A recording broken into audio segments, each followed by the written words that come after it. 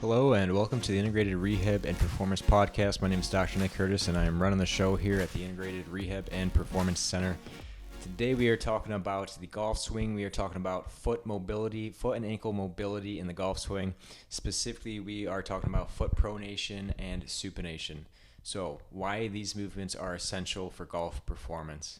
We'll show you a little bit about what these movements actually are, what they look like, how we test them, and then what they look like in the golf swings, right? So what you're seeing in these movements and how they help produce the golf swing, and how issues above the foot and ankle can take away our mobility at the foot and the ankle, and then vice versa, how issues with mobility for creating pronation and supination can take away from our mobility up the chain, like the hips and the pelvis.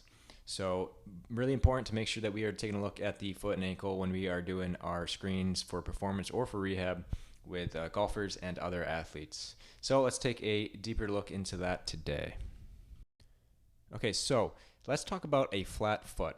A flat foot, what you are picturing in your head, is where that arch is lost from that midfoot. So people are walking around, they tend to have their foot kind of maybe flared out towards the side, and you notice that their arch is kind of missing and their full foot is flat to the ground. What is happening here is you could have genetically a flat foot where the tarsals of the foot are kind of just dropped down in towards the ground. And yeah, this can cause a lot of issues for performance, right? Power production and mobility, but also even some pain, right? So low back pain, hip pain, and foot and ankle pain, things like that, even knee pain. Now, there's something called a functional flat foot where it looks like that arch is dropped, but we have you do a calf raise where you're coming up onto your toes, and we notice that the arch reappears back into the foot. That means that there's something that we can work with there, and that is not technically a flat foot, but it is presenting as one because of issues either at the foot and ankle or up the chain. Now, let's take a look and show you what this supination and pronation actually is and how we test for it. Okay, here we are measuring supination and pronation of the foot. Here it's kind of a subjective measurement where we just want to see if you can actually perform the motion, not measuring degrees on this one. So we just want to know that you can actually perform that motion. So as we start here, this is supination where the foot kind of comes up and towards the midline, and then the opposite there, pronation, where that arch is dropping down and kind of pushing towards the outside of the body. Now when we're doing this, we want to make sure that the knee stays straight and doesn't dive in or go out. It should stay right in line with the hip and right where it started. So here, supination, pronation, good. And kind of a subjective measurement, just showing that you can do it. So with that video there, you saw supination, pronation, how we look at it. And then if you imagine if we just stayed pronated throughout the day, we would be in just a flat foot position, or if you never came out of that, which would be an issue. Now, why do golfers need foot mobility? Well, we need to be able to pronate and supinate our foot to be able to push ourselves from one side to the other, and then to be able to accept that weight on that one side, and then to be able to re-push out of that side and back into the lead side leg. And we need the lead side leg to be able to supinate, to be able to accept that weight and rotate through, right? So it's important that we have these little fine motions and movement variability accessible to us if we're going to be golfing for a long time, right? For longevity's sake, but as well as for performance's sake, so we can get more power out of that ball and not have to compensate elsewhere. Again, if we can't push into certain areas of the foot, then we have to do something similar to it, and that requires compensations elsewhere to take over for that. So if inconsistencies are a problem for you, then adjusting the foot and ankle, make sure that those things are locked in to make sure that they are not the root cause behind a lot of your compensations and swing faults. Let me show you a video here of where we're walking through how we need pronation and supination at different parts of the golf swing. Okay, so what is needed at the foot and ankle in the golf swing? Well, we need pronation and supination from both feet to be able to swing the club, get into the positions we need to get into without compensating up the chain. So, pronation in the golf swing, when we bring it back for the backswing, we are pushing out of this lead side leg. That is pronation of that lead side leg. So we need this foot to be able to drop that arch down into the ground and push.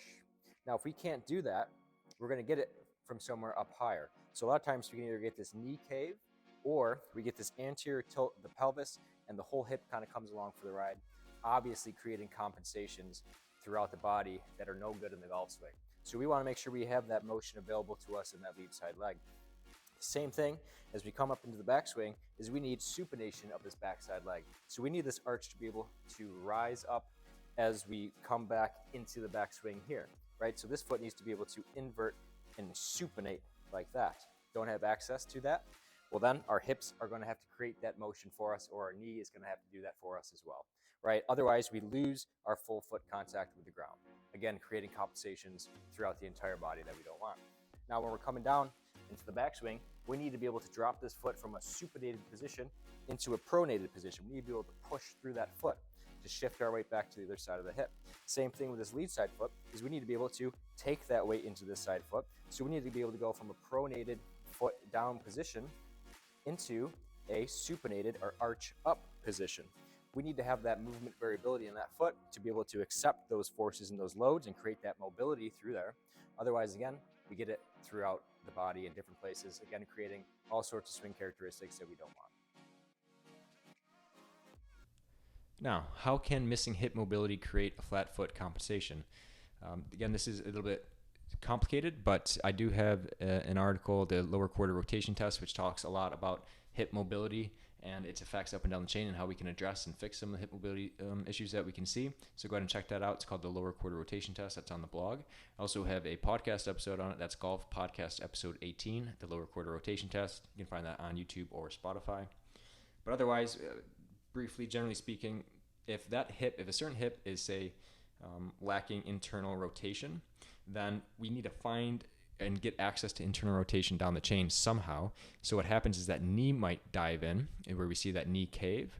And what that does is that places that foot in what it does is instead of pronating that foot using the bones and the joints of the foot to drop that arch down towards the ground and put certain muscles under a stretch, instead the whole foot as one just orients outwards, right towards the side. And that is an everted foot, not a pronated foot, which is not going to give us the same result that we're looking for out of that timed pronation, and then where we can kind of rebound out of it. Right, and so same thing happens at the hip. So if we don't have the hip mobility, the knee can dive in, or we can just evert the ankle as one, where we don't need the knee to do it, where we just do it at the ankle. But again, that's the whole foot moving as one unit to get us access to that position that the hip can't get into. So we're compensating to help the hip out. And again, that makes us just lose that sort of connection with the ground there at the foot, and will affect our performance and longevity playing the game, as well as consistency, right? So again, could be the result of many of your different swing characteristics that keep popping up and you're having trouble working on or fixing, right? So important that we look at that hip and pelvis as well when we're looking at the foot and ankle. They all play together, so it's important that we take a deep dive, a deep look into all the different components in the golf swing. So if you do find that there is some issues with pronation, we'll start with pronation. Let me walk you through 3 different exercises that we can use to help work that motion back into our foot, where we're building back the mobility and then integrating that into a motion where we can do it kind of in a standing upright position and feel ourselves actually using this mobility and this motor control through that pronation. So the first exercise is the ankle dorsiflexion, just bringing in generic ankle mobility back into play. Then I'm going to show you the pronation and supination drill, where we are sensing what it feels like to drop that arch down and then pull it back up again, or let it get pulled back up again with the motion of our knee. So that's essential, right? As we put weight over the foot, we should feel that arch drop. And then as we take the weight away or bring the weight back, that arch starts to come back into the foot. So we're sensing that happen. It's a really important drill. And the last drill is really emphasizing that pronation with a pronation split squat. So that's going to be the purpose of all these 3, and I'll show you these 3 in a row here. I'll just play the full video demonstrating these in a row here. So go ahead and check that out. So for this drill, we're going to be working on ankle dorsiflexion. I want you on a raised surface, could be a book, something with your toes that are hanging off the edge. This is going to help prevent us from gripping our toes down into the floor. When we do that, we put too much tension in the foot. What we want is to allow for those little bones of the foot to start gliding and going into different ranges of motion that we've probably lost. Okay, so to start, all we're doing here is driving our knee forward over our big toe, our second toe, and then all the way down, trying to drive our knee in line with each toe as far as we can, focusing not to start gripping our toes and not letting our heel come off the platform either. After that, our next one is going to be where we're going to take this other foot, we're going to bend down through the knee and touch the wall in front of us, and then bend down, touch behind us. Touch the wall in front, behind, trying to keep the knee in line with the big toe or the second toe. Again, we can do about 15 to 20 reps of this here. Making sure not to hinge forward like that, but we want all of it to come from the knee, going over our toes. Same thing on the way back. Okay, and then further that distance from the wall with the more range of motion that we get in our knee. Again, focusing not to grip our toes or flex our toes in the ground. And for the last one, from here, what we're doing is we are bending and twisting. So we're opening up through there like that.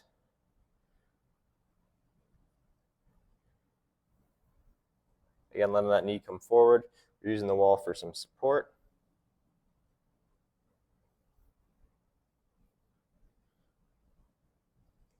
Just like that. Okay. Again, we're working on ankle dorsiflexion through these movements here. Okay, this is the pronation with rotation drill. So this is a great drill to start learning to pronate at the foot, create some range of motion back into the foot and the hip and knee. So for this drill, what we're doing is we have a stagger stance. Both our feet are flat on the ground. Key here is trying to keep our weight in the back heel and the outside edge of that front foot. So weight is on the outside edge of the heel and outside edge of the foot. And then as we lean forward and bend at the knee and bring our knee forward over the toes, we're going to let the weight kind of naturally come across the foot so that the arch drops into the ground. And then as we come out of that, that arch will kind of rebound and open it back up. So the arch raises back up as we go back. So here it is, and then we rotate at the hip as we do that. So feet both staying flat on the ground.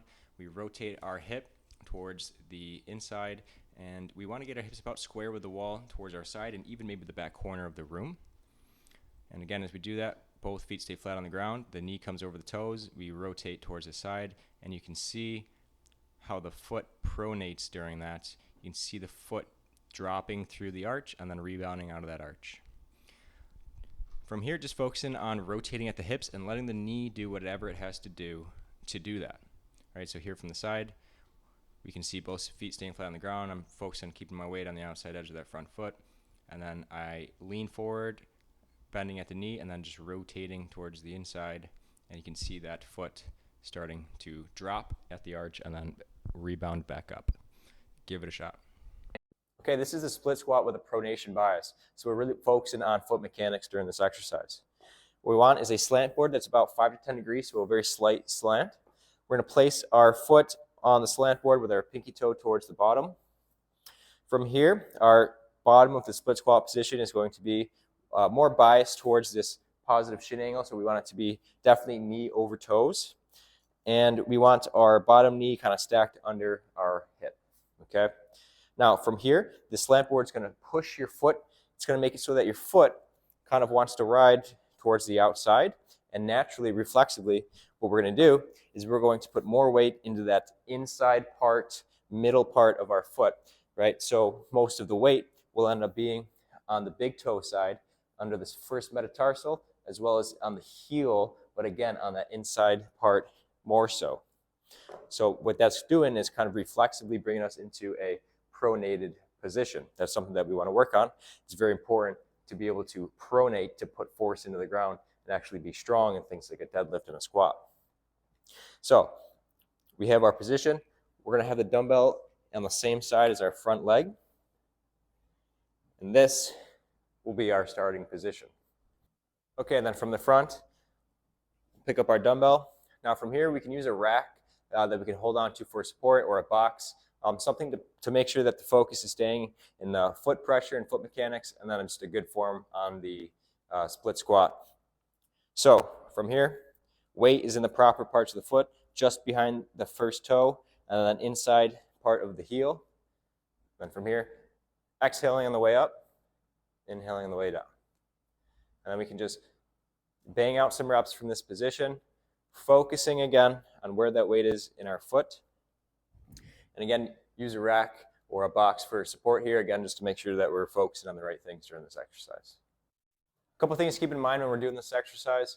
Make sure we're keeping 90% of the weight in that front leg, right? We don't want to tax that back leg, and that, again, will help us stay out of this extended position as we do the exercise. Make sure that you're staying in that neutral spine, good spine curves as we come up and down out of that split squat. Again, weight stays in this front leg even as we come up, and that helps keep us from overextending in this low back. Give that a shot. Now, when it comes to improving supination, again, the first two exercises are going to be identical. It's that ankle dorsiflexion drill and then the pronation/supination drill with sock feedback or towel feedback. Again, because we just need to build general range of motion back into that ankle and foot, and then we need to learn what it feels like to move through that range of motion, and then we can really emphasize, in this case, supination with a negative shin angle split squat. Again, this looks like a strange drill for working on supination, but when we are coming out of the hole of this split squat, you'll see it in the video. When you are raising back up towards the sky, you are working on, and you're keeping a full foot contact on the ground, you are working on creating supination of that foot, right? So the muscles and everything in that foot has to work hard to pull that arch back up, and we're really emphasizing and helping the body create that motion when we do this split squat in this specific way. So we will show you that here. Okay, this is the front foot heel elevated split squat. This is a great exercise for encouraging flexion throughout the body and creating some space for us to be able to sit down into a squat. So for the split squat, I have one leg forward, one leg back, front heel is elevated, and from here we're just doing a goblet squat in a split squat position where we're going to, like an elevator, trying to keep an upright posture. We're going to first push our scaps out, down kind of the direction of our elbows without crunching down like this. So keeping our chest tall, we're just going to push our elbows out a little bit, and then from here we're sitting straight down like an elevator and coming straight back up. We're going to rep that out. Again, this is creating some space, putting us in a position to create space so that we can create some flexion and then allow ourselves to get into a deep squat and explore that space that we just opened up. Great. So the first two exercises with pronation are the same as it is with supination, and then each has a different kind of emphasis placed on it with the third exercise. The first one for pronation being that pronation split squat, and then the supination one being that negative shin angle split squat, both trying to do the opposite of each other. So to conclude, the foot and ankle, when that's a problem, we need to relearn how to get that foot to get through these ranges of motion by building range of motion back into them, and then emphasizing the motor control part of using that pronation and using that supination while the hip, knee, pelvis, and spine are all doing what they need to do as well. So integrating that pronation back into the swing. That's really important, integrating that pronation and supination back into the swing as we weight shift back for the backswing and then forward for that downswing. So really important that we have that last phase of putting force into the ground when we are feeling pronation and supination. Okay. Now that being said, thorough assessment is always needed to understand where exactly the issue is at the foot of the ankle, if there is any knee or hip, pelvis, low back, and thoracic spine issues that are affecting the foot and the ankle, and then which one is the cause and which one is the effect, and then we can prioritize from there and figure out exactly how to address it. But I'm glad we got you some options to try here. If you've noticed that when doing the pronation or supination test, one is harder than the other, where you can pick one and start working through those and then retesting in a week or two, maybe a couple weeks, and seeing how your pronation or supination has improved. And most importantly, your sensation of pronation or supination has improved when you are doing some of these drills and exercises, and then retesting. And always take it out to the range and see how it feels and just bring some thought to that foot when you are shifting your weight and see the difference and feel the difference and feel how you can create a little bit more power or control that power a little bit better. Okay? So thank you for tuning in, and we'll have another episode out next Monday. I appreciate the time. Thanks.